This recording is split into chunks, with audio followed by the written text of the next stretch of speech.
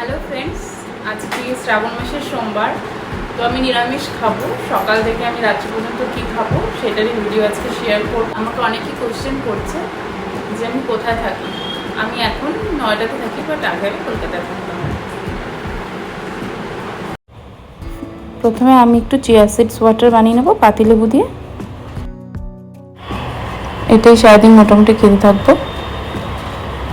তারপর এদিকে আমি আটা মেখে নিলাম, একটু নুন দিলাম, ব্যাস। আর আলু ধুয়ে আলুটাকে সেদ্ধ বসিয়ে দিচ্ছি প্রেসারে।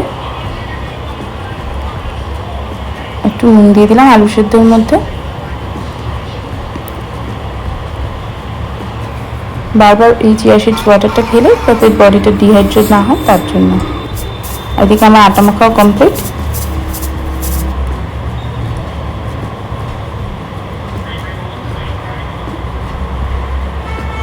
এবার আলুর তরকারিটা করে নেব। আলুটা সেদ্ধ হয়ে গেছে।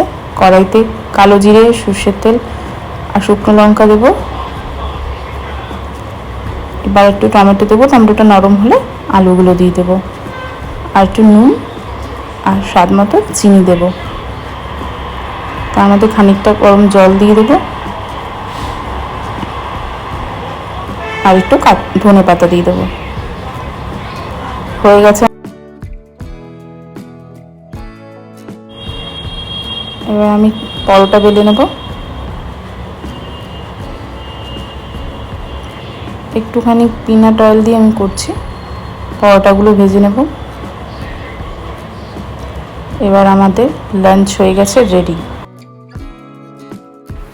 এই যে আজকে আমার দুপুরের লাঞ্চ, পরোটা, সিম্পল আলুর তরকারি আর মিষ্টি।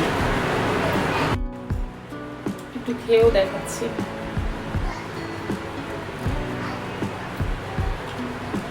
অ্যাকচুয়ালি এটা খুবই সিম্পল, বাট আমার খেতে খুবই ভালো লাগে। খুবই টেস্টি লাগে তরকারিটা দিয়ে পরোটা। আর বিকেলে একটু ব্ল্যাক কফি খেয়েছি। আর রাতের জন্য একটু মাখানা ফ্রাই করেছি। ঘিয়ের মধ্যে মাখানা দিয়েছি আর একটু নুন দিয়ে জাস্ট খানিকক্ষণ ফ্রাই করলেই এটা হয়ে যায়। এটা খুবই হেলদি হয়, আমার খেতেও খুব ভালো লাগে। আমার dinner complete. Good night friends.